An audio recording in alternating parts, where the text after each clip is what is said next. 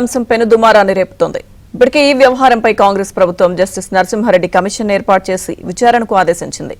ఈ క్రమంలో కేసీఆర్ పంపిన లేఖపై power commission chairman justice L Narasimha Reddy ఈ రోజు సమీక్ష చేపట్టనున్నారు. కేసీఆర్ పంపించిన లెటర్ కమిషన్ కి అందిందని, పలు అంశాలను ప్రస్తావించారని తెలిపారు.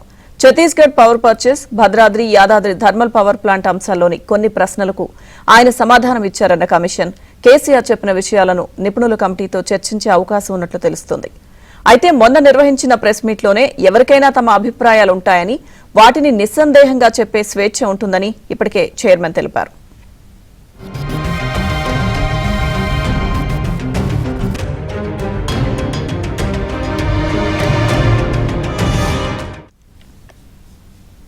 కేసీఆర్ కమిషన్ కు పంపిన లేఖలో ఆయన చెప్పిన వివరాలకు వాస్తవాలకు సరిపోల్చాల్సి ఉంటుందని కమిషన్ అభిప్రాయం వ్యక్తం చేసినట్టు తెలుస్తోంది.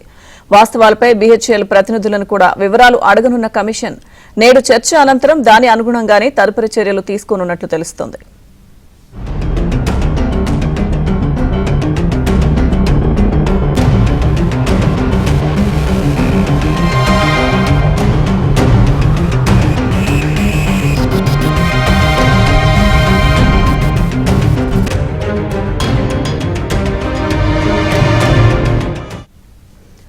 మరోవైపు బీఆర్ఎస్ ప్రభుత్వ హయాంలో విద్యుత్ ఒప్పందాల్లో జరిగిన అవకతవకలపై విచారణ కొనసాగుతోంది.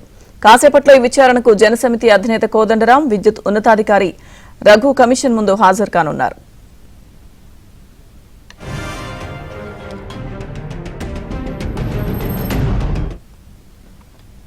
ఇదే అంశానికి సంబంధించిన పూర్తి సమాచారం మా ప్రతినిధి నరసింహారావు అందిస్తారు. నరసింహారావు, చెప్పండి, కమిషన్ కొన్ని కీలక వ్యాఖ్యలు చేయడం జరిగింది. సో దీనికి సంబంధించి పూర్తి అప్డేట్స్ ఏంటి నరసింహారావు? ఎస్, ఇప్పుడు కమిషన్ విచారణ అయితే హాట్గా మారింది. తెలంగాణ రాజకీయాల్లో ఇది ఇప్పుడు కాకరేపుతుందనే చెప్పొచ్చు. Commission justice L Narasimha Reddy commission versus KCR అన్నట్లుగా ఇప్పుడు పరిస్థితి మారిపోయింది. ఎందుకనంటే ప్రభుత్వం గత బీఆర్ఎస్ హయాంలో కుదుర్చుకున్నటువంటి ఒప్పందాలు, నిర్మాణం, విద్యుత్ ప్రాజెక్టుల నిర్మాణానికి సంబంధించి టెండర్ల విషయంలో నిబంధనలు పాటించలేదు. దానివల్ల పెద్ద ఎత్తున రాష్ట్ర ఖజానాకు నష్టం వాటిల్లింది అనేటువంటిది ప్రస్తుతం ఉన్నటువంటి కాంగ్రెస్ ప్రభుత్వ వాదన. సో ఈ నేపథ్యంలోనే గత ప్రభుత్వం చేసుకున్నటువంటి విద్యుత్ ఒప్పందాలకు సంబంధించి విచారణ కమిషన్ని జస్టిస్ ఎల్ నరసింహారెడ్డి నేతృత్వంలో నియమించింది. జస్టిస్ ఎల్ నరసింహారెడ్డి కమిషన్ ఇప్పటికే విచారణను ప్రారంభించింది. విద్యుత్ అధికారులను పిలిచింది, వారి నుంచి వివరాలను కోరింది. అదేవిధంగా ఈరోజు కొంతమంది నిపుణులతో కూడా సమావేశం కాబోతా ఉన్నారు. అంతేకాకుండా జేఏసీకి సంబంధించినటువంటి నాయకులు కోదండరాము, ఎలక్ట్రిసిటీ జేఏసీలో పనిచేసినటువంటి రఘు వంటి వాళ్ళు కూడా ఈరోజు కమిషన్ ముందు హాజరయ్యి వారికి ఉన్నటువంటి అభ్యంతరాలు, ఆ రోజు జరిగినటువంటి ఒప్పందాల్లో జరిగినటువంటి అంశాలపైన సమగ్రమైనటువంటి వివరాలు అందించేందుకు కూడా వారు సిద్ధమైపోయారు. ఇప్పటికే విద్యుత్కు సంబంధించినటువంటి అధికారులు ప్రభాకర్ రావు, సురేష్ చంద్ర వంటి అధికారులు కూడా హాజరై వివరణ ఇచ్చారు.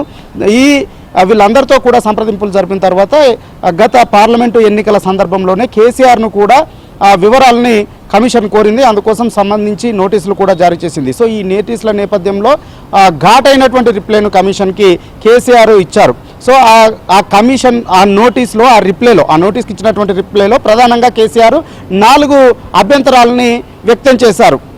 ఒకటి, అసలు ఈఆర్సీ ఆమోదం తెలిపిన తర్వాత, అంటే నిబంధనల ప్రకారమే ఒప్పందాలన్నీ కూడా జరిగాయి, నిబంధనల ప్రకారమే టెండర్లన్నీ కూడా పిలిచాము, ఈఆర్సీ ఆమోదం కూడా లభించింది. ఈఆర్సీ ఆమోదం లభించిన తర్వాత న్యాయ విచారణకు ఆదేశించేటువంటి అవకాశమే ఉండదు. ఈ విచారణ అనేటువంటిది అసంబద్ధము. సో న్యాయమూర్తిగా పనిచేసినటువంటి జస్టిస్ ఎల్ నరసింహారెడ్డిని కూడా తప్పుపట్టారు. న్యాయమూర్తిగా పనిచేసినటువంటి మీకు ఈ విషయం పైన అవగాహన ఉండదా? ప్రభుత్వం మిస్టేక్ చేసినప్పటికీ మీరు కూడా సమాధానం చెప్పాలి కదా ప్రభుత్వానికి అనేటువంటి యాంగిల్లో తప్పుపడుతూ లేఖను రాశారు. అయితే దీనిపైన ప్రభుత్వ వర్గాలు అయితే అసలు ఈఆర్సీ ఆమోదమే లభించలేదు అనేటువంటి మాటను చెబుతా ఉంది ప్రభుత్వ వర్గము. అంతేకాకుండా బహిరంగ మార్కెట్లో ఎక్కువ ధరకు పెట్టుకున్నారనేటువంటి అంశాన్ని ప్రభుత్వ వర్గాలు చెప్తా ఉన్నాయి. ₹3.90 కొనుగోలు చేశామని చెప్పినప్పటికీ అది బహిరంగ మార్కెట్లో ₹5.94 వరకు పెరిగింది. సో 6,000 కోట్ల నష్టం కూడా జరిగింది అనేటువంటి మాటను ప్రభుత్వ వర్గాలు చెప్తా ఉన్నాయి. వీటన్నింటినీ కులంకషంగా పరిశీలించిన తర్వాత జస్టిస్ ఎల్ నరసింహారెడ్డి ఏ విధంగా ముందుకు వెళ్తారనేటువంటిది మాత్రము ఇప్పుడు చర్చనీయాంశంగా మారింది. ఆ తదుపరి సమన్లు జారీ చేసి విచారణ కోసం కేసీఆర్ను పిలిచేటువంటి అవకాశాలు కూడా ఉన్నాయనేటువంటి చర్చ జరుగుతూ ఉంది. Right, thank you Narasimha Rao.